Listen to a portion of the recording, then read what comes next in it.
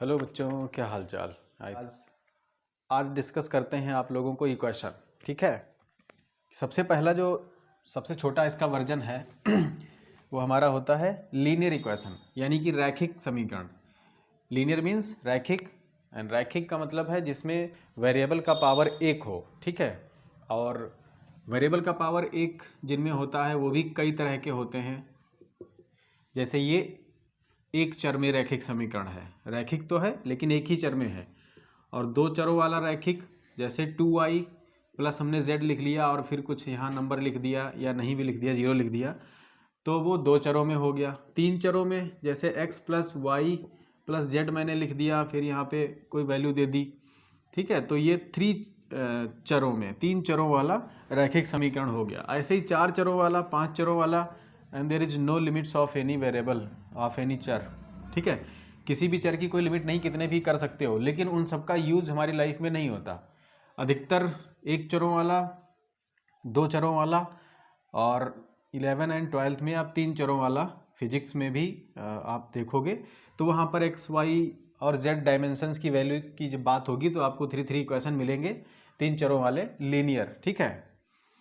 तो अभी तो हम बेसिक आपको समझाने के मूड में हैं, तो बेसिक में हम एक चरों वाला ही लेंगे। दूसरे वीडियो में हम दो चरों वाला, एंड देन मौका मिला तो फिर आपको तीन चरों वाला रैखिक समीकरण हम समझाते हैं। तो सबसे पहला जो वर्जन था इक्वेशन का, बहुत हल्का वाला, वो आपका था एक चर में रैखिक समीकरण। इंग्लिश में उसको बोल देंगे equation in one variable, linear equation in one variable. ठीक है। Linear equation in one variable.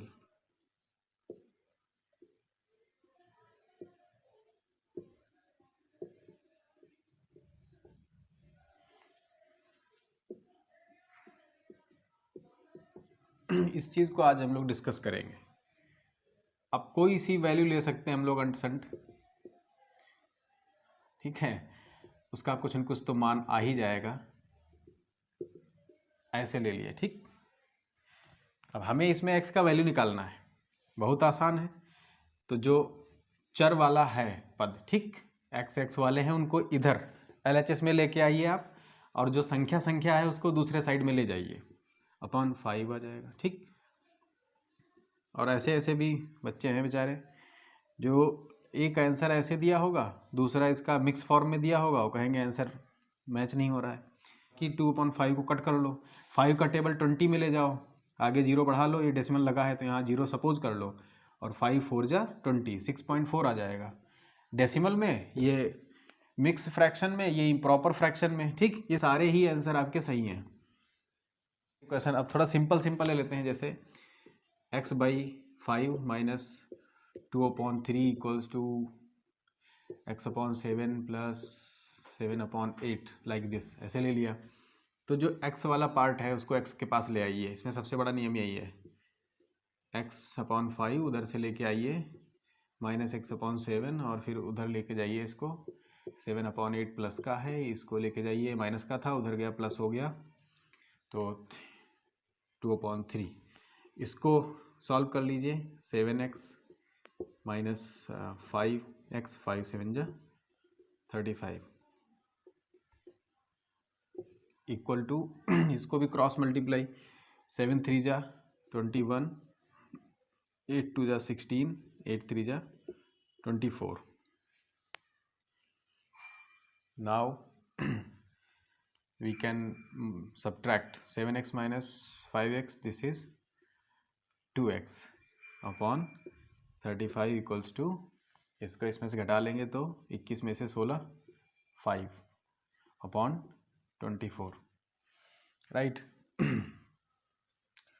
Now again we can solve this, x को यही रोक लेंगे, 5 upon 24 and then 35 upon 2, like this.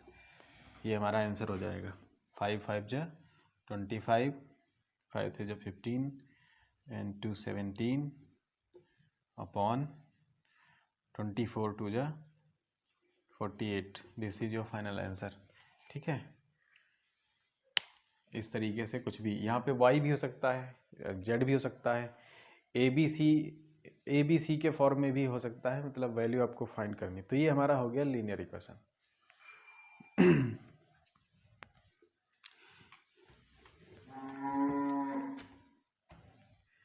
Linear equation in one variable finish हो गया। Linear equation in two variable, now linear equation in two variables, that is called also simultaneous.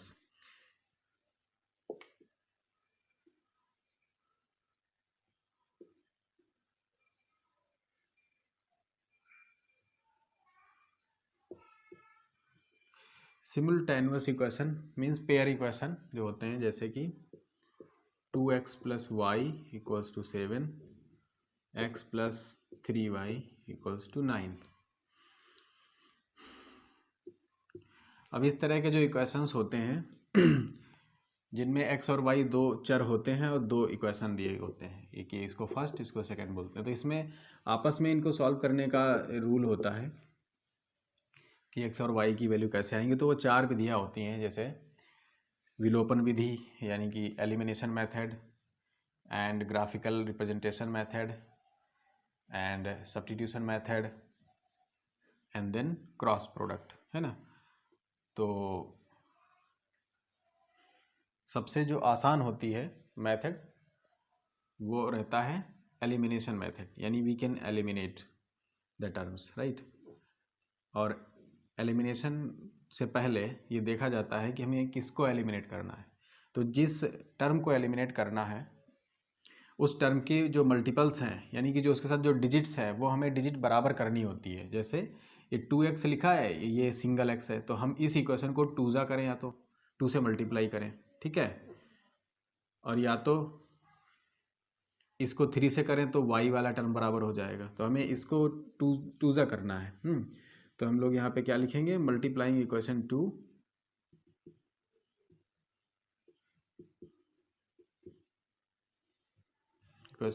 By 2 and then subtracting from 1।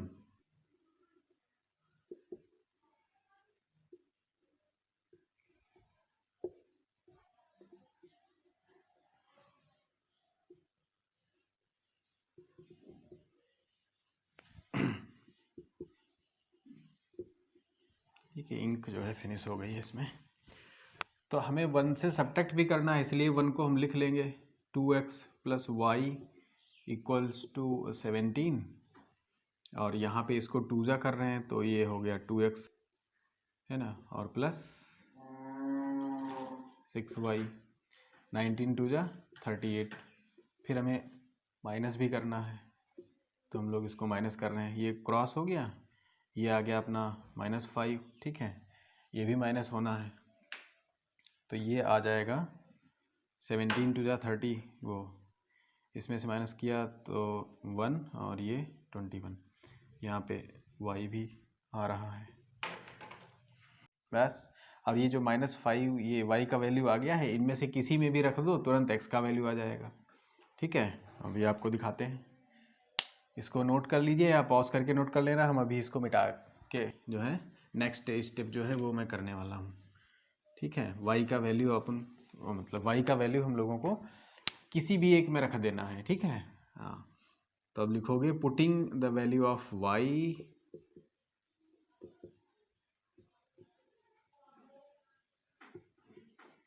In equation फलाना निमकाना equation 1, ठीक है।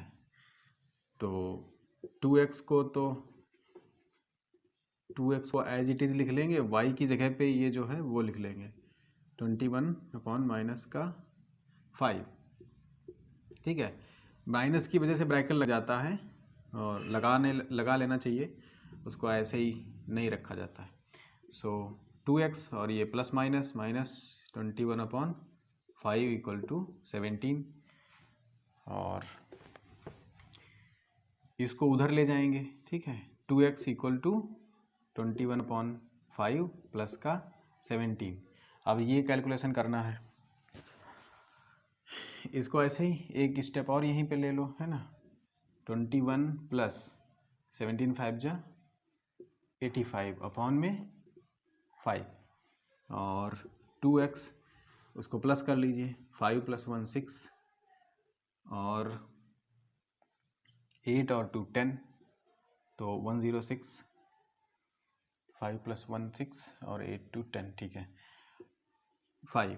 अब इसको ये जो number है वो अपॉन में जाएगा नीचे, सो x = ऐसे भी काट सकते हैं, मीन्स ये और ये, ठीक है, लेकिन ऐसे लिख लीजिए तो आपको थोड़ा समझ आएगा, ये नंबर अपॉन में नीचे जाएगा ऐसे।